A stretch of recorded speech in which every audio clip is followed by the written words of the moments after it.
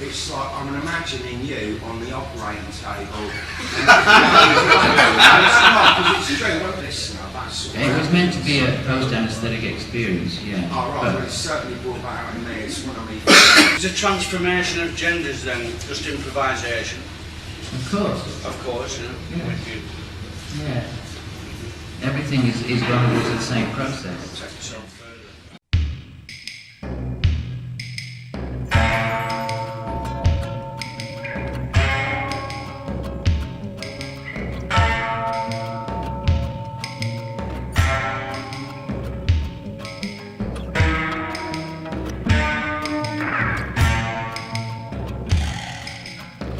Quiet and hooded, his eyes stared out. Small hands made patterns on the window. Body shifting on wood, dog outside the door, flickering memories as trains maneuver in old man's eye.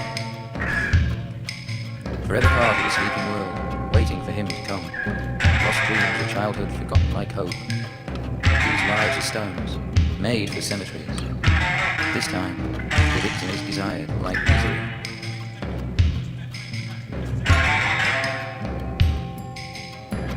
He stepped down from the train, dust on road and clothes. Across the way a boy was grinning, hard on obvious in torn grey trousers, inherited from an earlier victim of the white horse.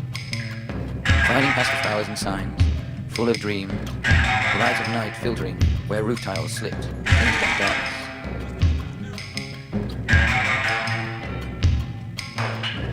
Each ritual makes demand, a hopeless coil of expensive debt, affirming our existence. The direction never changes, never falters, along those buried lines to journey's end.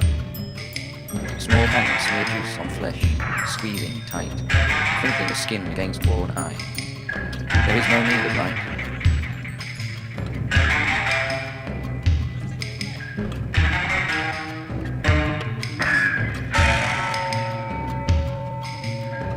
Somewhere, in a secret cathedral, small movements.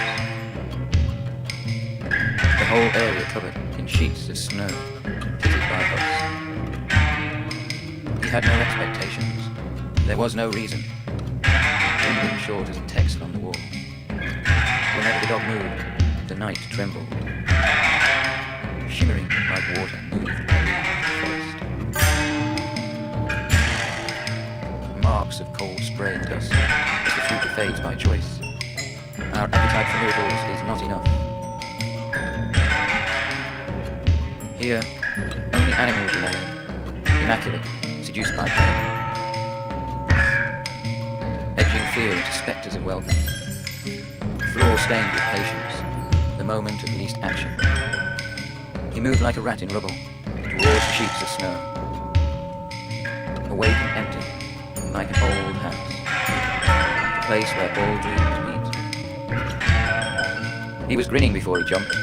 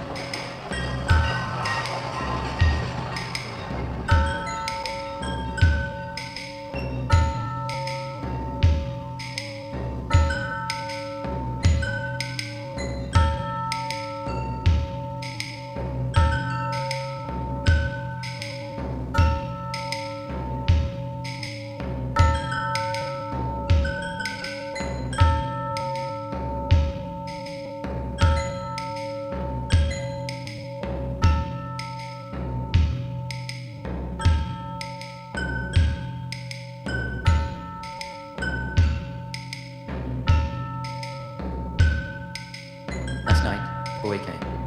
Open arms, black hair, strong, empty, pale face.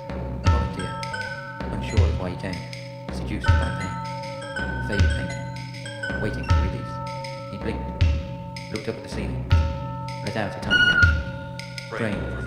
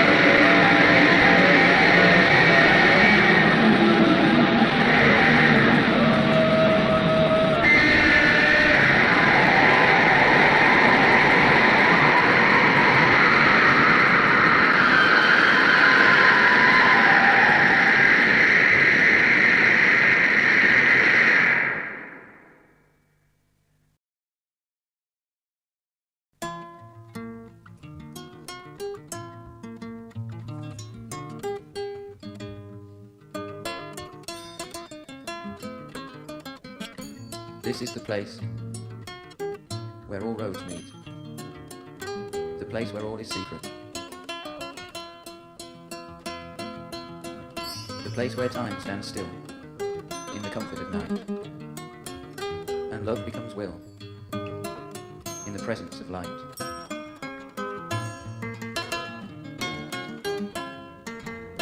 I never want to leave.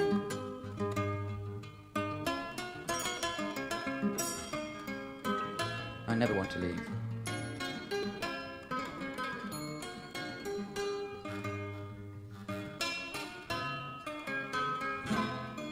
I never want to leave.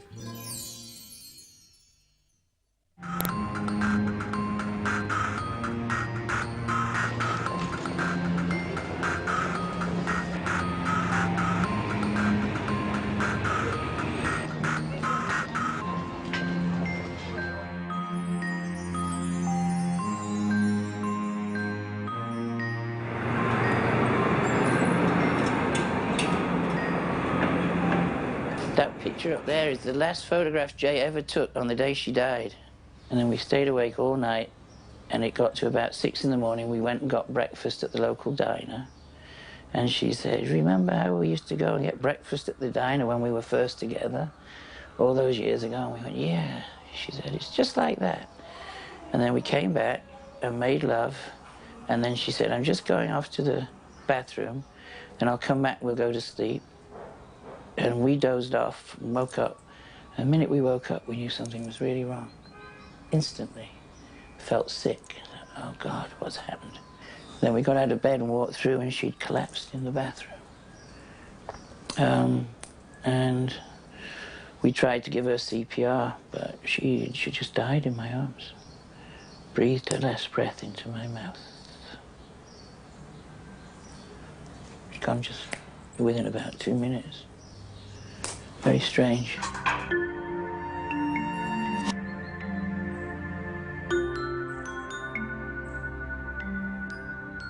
When did you start, when you speak of yourself, to say we?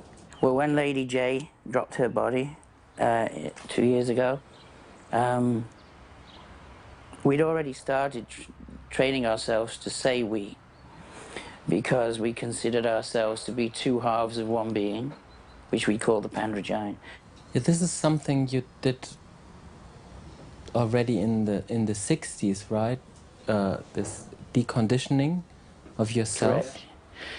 That's true, yeah. We, instead of saying I, we would say E to represent ego, even then, back in the 60s. And in 69, we joined our first art commune, art collective, which was known as the Exploding Galaxy. You slept a different place every night. All the clothes were in one box, so whoever got up first got the clothes. Whoever got up last wore what was left. The walls were knocked out in the bathrooms and the toilets. That was quite common in communes too. They did that in Germany as well. But we had a game we would play too, which was you could just stop somebody at any point during the day and say, stop. How come you're doing the washing up the same way that you always did it? Does it have to be done that way? Why is your hair the same as it was yesterday? You know, do you have to walk? Could you skip? You know, why do you use a pencil? Could you use something different to make a drawing? Why use the alphabet that you've already got? Can you break the alphabet down and do it differently, which we actually did. But isn't this like part of humans' nature to looking for routines? The human species hopefully isn't finished. This isn't the final design. This is just almost a larval state. But certainly it's stressful. When we were in the Exploding Galaxy, we saw at least one person have a severe nervous breakdown, and he became catatonic. Well, what happened was, from living in different collectives, first there was the Exploding Galaxy, then there was the Temple of Psychic Youth, which was a worldwide collective network. And with the Temple of Psychic Youth, basically we were using the idea of shamanic and magical ritual to see if there were more effective ways to break behavior, to cut up behavior. And in certain more mystical, magical schools of thought, it tends to be said that the original divine being has to have been both male and female, has to have been hermaphroditic, because to be the ultimate being is to include everything. So for us, to start to project the image of the Pandrogyne, the hermaphrodite, into the culture is to say, it's time for us to take responsibility for our return to a more divine state. So in 2003, on Valentine's Day, we used some money that we'd saved up and both got the same size breast implants with this friendly plastic surgeon that we met. So if they could build a really workable vagina and penis, we would certainly have gone for that. Mm-hmm. But we had other procedures, and we've had cheek implants done and other things. Between us, about 12 or 14 procedures each. I have the impression that today there are a lot of females. Mm-hmm. Yeah. Of course, when you go to Bangkok and certain streets, it's just hundreds are around, and for them it's something they do it when they are 18. That's right. We've always said that the projects we do tend to be based on something inevitable that's already happening in the culture, observing it and then separating it out and having a look at it more carefully. When we first came to New York from California back in very early 96, in the back of the Village Voice there were all the sex ads, and they were basically biological women offering their services. And in the time since then, in the last 15 years, it's now something like 60% she-male offering their services. Now the clients are basically the same, primarily heterosexual men. So we would argue that that's a reinforcement and a vindication of our view that in fact the human species will inevitably move towards a pandrogynous way of seeing itself. And the reason is survival. Why are you moving away from here? Can't afford it. Uh-huh. Too expensive. Moving to a little housing co-op on the Lower East Side. It's just a one-bedroom apartment. Mm-hmm. Really small, 2 rooms. Do you sometimes think that it's kind of unfair that there's so many really rich artists and you have to downsize? And we're still struggling to pay the rent month to month? No. Be nice not to, gosh. We're 60 now, and we still have to struggle to pay the bills every month. The moment they invite you for a lecture, they could buy a piece. They could, couldn't they? Something, or... Maybe they will eventually. Who knows? Well, there's been a very cynical sort of overlay on the art world for quite some time. But that seems to be changing. Clever jokes and cynical art references just aren't enough. That's not going to look very impressive in 100 or 200 years' time, assuming there's anyone to look. This is Genesis Bry Peorage, and we're on Nardvar's Human Serviette program, somewhere in Canada, somewhere very secret. Nardvar! Nardvar! Nardvar! Nardvar! Who are you? Yes, hello. Yes, hello. You are Genesis? That's true. You want to know who we are? Yeah, Genesis Bry Peorage, of Psychic TV and many other projects. And Jen, who do you have beside you? Good question, really. It's Edley O'Dowd. That's Edley O'Dowd. That's me. Welcome to Vancouver, British Columbia, Canada. Thank you. Right off the bat, Genesis, I have a gift for you. Brian, come back, you Are forgiven. bastard. Don't call me a bastard. No, that's what that 7-inch is. Is that right? Yes, Brian Jones, your idol. I would never call him a bastard because he was legitimate. You actually met him because your dad cleaned ABC Studios? That's true, yes. I also met his two bastards, Julian and Julian. Julian to Pat Andrews and Julian to Linda, who married Donovan. I've met both of those sons, and they were bastards. And as well, you have his jacket too. You do talk weird, don't you? Is that part of the shtick? Well, you have his jacket. Shouting at people. What's Genesis? I mean, what is it? Aardvark? Nardwar. Nardwar. Nardwar, the human serviette. Yeah. Okay.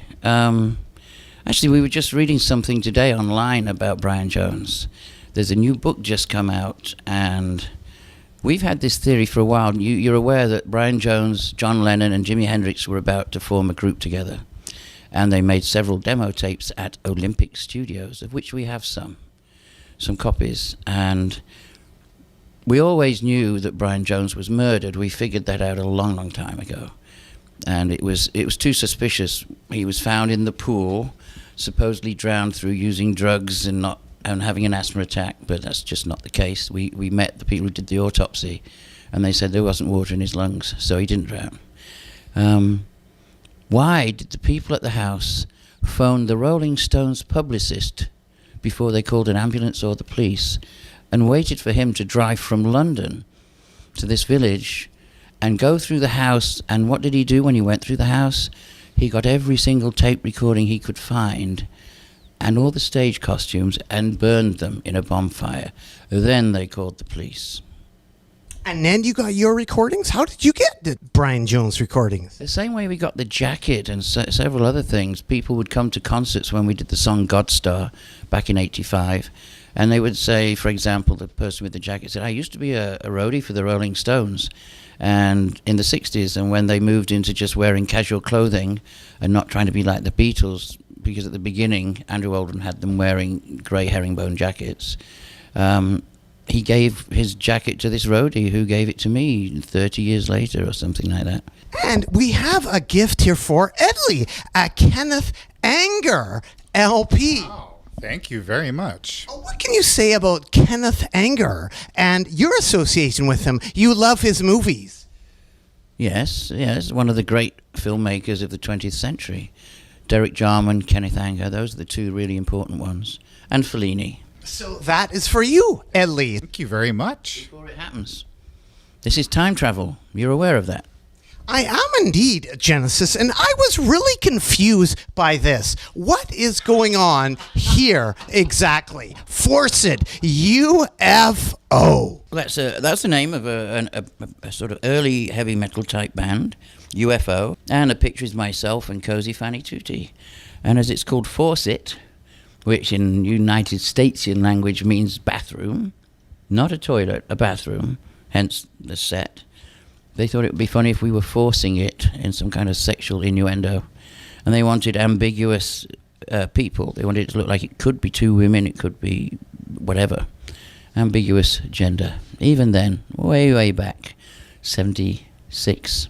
So how did you hook up with UFO in 75? And this is the German issue. Is it? Oh, right. Well, Sleazy, Peter Christopherson, who was in TG, Throbbing Gristle, also was a partner in Hypnosis, and they were commissioned to do this cover. And he said he didn't know many people who didn't mind getting naked on camera, but he knew we wouldn't mind. So he said, do you want to get paid to get naked in a bathroom? And we said, yes. And that's how it happened. Tell him how cold it was. Oh, it was fucking freezing. It was so cold. It was in the winter in London, in a house that was derelict, and they built this set in the house. There was no heat, no hot water, so it was cold water they were spraying over us. It doesn't even show in the picture. It was miserable. What a long day. And Genesis, Sleazy took promo pics of the Sex Pistols that Malcolm McLaren called shocking, too shocking? Yes, he did. Yes, he did. He took photos of the Sex Pistols, and it was too shocking. Aardvark. Nardwar, the human, servi et. Et tu, Brutus. Acme Attractions got you into punk? Acme Attractions? We've never been into punk. It's too traditional. Well, that exposed you to punk, Acme Attractions. No, it didn't. No, sorry, you're wrong. Myself and Sleazy were commissioned to redesign Acme Attractions, and we called it Boy. And to this day, Boy, the brand, is still going. We got paid £60 to design the shop, come up with the logo and the name and the brand and everything. But the person who exposed me to punk was Sue Catwoman. She was your girlfriend, right? Yeah, for 3 years officially and a couple more after that. And an amazing woman. She knew everybody. She knew everybody, and she'd take me round to all the pubs, and we'd see the Damned, and we saw the Jam when they'd not made any records, all of them before that, Eater, everyone. It was a pretty interesting time. Did you audition Billy Idol? Yes, we did. Oh, what a terrible thing we've done. Genesis is responsible for Billy Idol? Yes, at that time, my friend at university was trying to have a band. The guy who had Acme Attractions, that we changed it to Boy, John Cravine, he wanted to have a band to rival the Sex Pistols. He goes, Malcolm has the Sex Pistols, so I want a band for my shop. And I'm going to call it Chelsea. Could you audition people to be in my band? So that's what we did. We went down to a warehouse where he stored old jukeboxes, and various young guys came up playing, and one of them got up and said, I'm Bill Broad, and I want to play rhythm guitar. And we turned to John and said, he's a natural, pick him. And so we picked out the band, which then became Generation X. And in their first official biography, they credit me with having pulled them together. Yes. You mean a real minefield that exploded? Yes, we did. Yeah. Way back in the 70s with Coombe Transmissions at the Bradford Arts Festival in a field. Nobody thought it was real. We got all this barbed wire, and we put a fence of barbed wire around it, but I'd made all these homemade bombs. It was in the days when you could still buy the ingredients legally before all the IRA thing. And I'd found out how to mix fertilizer and sugar and things and make explosions. And so it said, danger, minefield, do not enter, etc. And of course, people just can't resist. And they think, oh, it can't be a minefield. Surely not. So people would climb in, and then they would trip these wires, and off would go these big, huge flashbangs around them. It was fun. Psychic TV, quote, I'm looking for You. And I was really curious. You have that song, I'm Looking for You. What can you say about Anton LaVey? There's a connection. He played on one of your records, Joy, Psychic TV. Well, he didn't play. He's on it. We sampled him. But we did reproduce his Satanic Mass. He gave me the old tapes, and we took it in a studio and cleaned it up so it could be re-released as a CD. And he's an interesting man. Fun. Very funny. The Doctor. Dr. LaVey. He did play keyboards. Did you think about getting him to play keyboards? You ever heard him play fucking keyboards? Well, on this record, he does an okay job. It was torment. That was what we all dreaded when we went to the Black House. It was like about 11 o'clock at night. He'd get a little bit tipsy and happy, and he'd suddenly say, let's go in the kitchen. And he'd be like, oh no, that's where his keyboards are. And about 20 cats. And then he would sit down, and there'd be this stink of cat piss, and he would start playing bombastic music. He had this thing that the next music after industrial and punk would be bombastic. And he was ahead of the curve with his bombastic keyboards.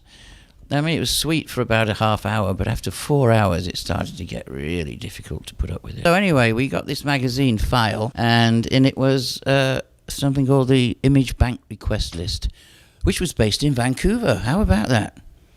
The Image Bank. Canadian connection. Yes. And the place was a sort of art centre, an ad hoc independent art centre called Western Front. And they also were friends with General Idea, who were another ad hoc group of artists in Toronto. And General Idea did File magazine, which was a sort of pastiche of life.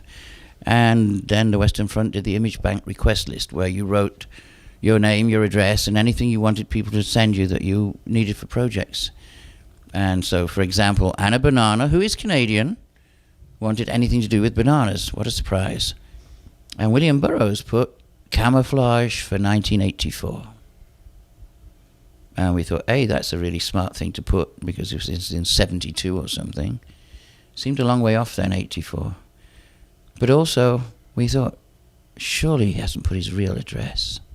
So we wrote to him, and he wrote back and said, whenever you're in London, come and see me. Get in a taxi, I'll pay for it. Thank you, the Western Front in Vancouver, for getting together. Burroughs and me. Me. No, I was curious. Edley, what did you invent with the Toilet Boys? Your turn now. The New York Dolls meet the Runaways.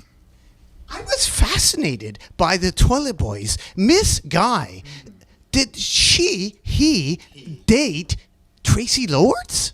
No, that's not true. Sean Pierce, who's next to Miss Guy, we were all on our first trip to LA, trying to make the scene there, and we went to a gay club where Sean, who's not gay at all, met Tracy Lords. And Not gay at all. who's not gay at all. And we proceeded to have kind of a party with her, but I do believe that Sean and Tracy went off and slept elsewhere that evening. What have you told Genesis about the Toilet Boys? Genesis has actually seen the Toilet Boys. We threw sweets at you once, didn't we? They weren't sweets. They were, Tampons? no, they were pharmaceutical. Pills. Yes. Well, they were pills. Yeah. What was this? Yeah. This was at, there was an opening of a hair salon at a sort of shishi shopping place in, where is that, Chelsea? Manhattan, yeah. Somewhere. And they asked the Toilet Boys to perform a short set. So Genesis and Lady J came, stood in the front row, and they were pelting Miss Guy with pharmaceutical pills. until she became visibly annoyed, which was kind of... Did you spit on John Peel? Yes, we did do that. He wrote about that. Yeah, the first time we met him, yeah. That was long before punk, too. That was 72, 71. John Peel came into Hull in Yorkshire, where we were at the time. And we thought, how do we get him to talk to us without just saying, we like what you do? So we went up and said, we really like what you do. And then we spat on him. And said, don't worry, that's the way we show our love. I didn't know that. Yes. I did not know that story. So he nicknamed us Goz Rock, because Goz means spit in England. I would like to ask you about another Canadian band from Vancouver, Skinny Puppy. What can you say about Skinny Puppy? Puppy Gristle. Oh, you've done your research. Well, we're friends with Olga and Kevin, so that's the connection. We both met through a band called Pigface, which was touted as an industrial supergroup in the 80s. No, the 90s. 90s. Gosh, so long ago. That's how we met Olga, and we got on really well straight away. We both love dogs, and we're both quiet and shy and retiring. And so we were the two that were sitting and talking about philosophy in the band. While the rest of the band were taking drugs and having sex with groupies, we'd be just discussing philosophy and animal rights. Ian Curtis of Joy Division. Here we go. He talked you out of suicide? Ian Curtis talked you out of suicide? No, that's not true. I don't know where you got that one from. I was the last person he spoke to before he died.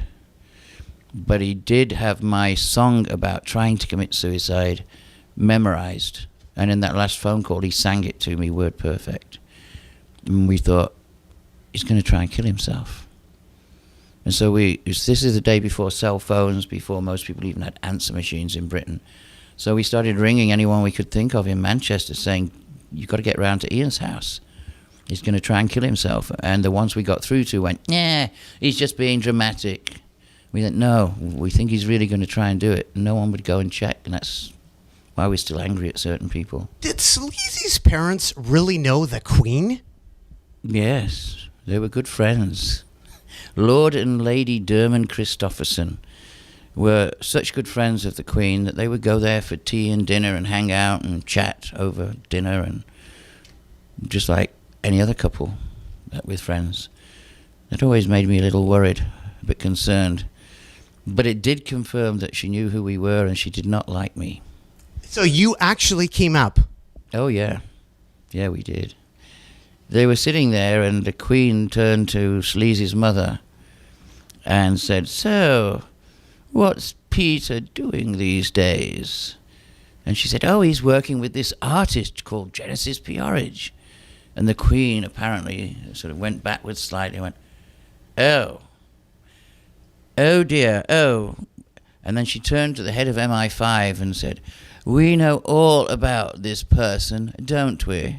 And then he told them, "You should get your son away from this person, Genesis.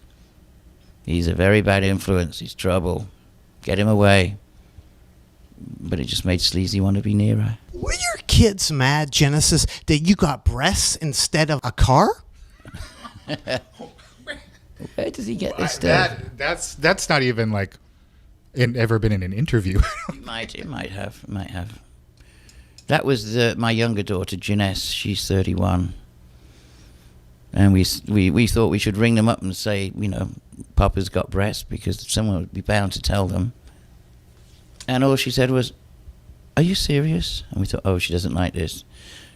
"You got breasts when you could have spent that money on getting me a new car?" She was outraged that we wasted money when we could have given it to her. But she got over it within minutes.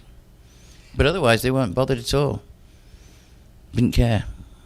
How much money would it take to look like you, Genesis? 66 years of stress. Like, for instance, Edley. What would it take for Edley to look like you? Oh, about 300,000. Did you, Genesis, tell Zodiac Mind Warp to get a cock ring?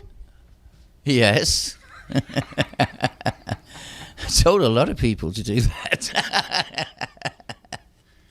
Yeah, you've got good memory. Why should people care about psychic TV? Why should people care? Why should they care about psychic TV? Well, hopefully they care about what we say.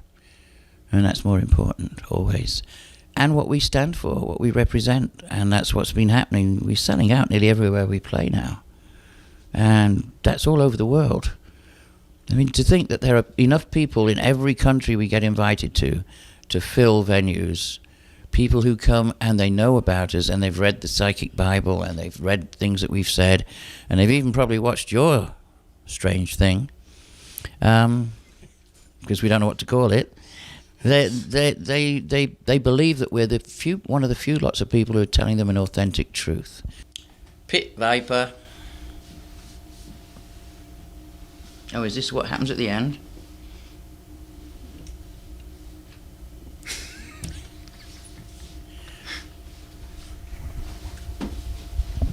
I guess this is the important bit of mime.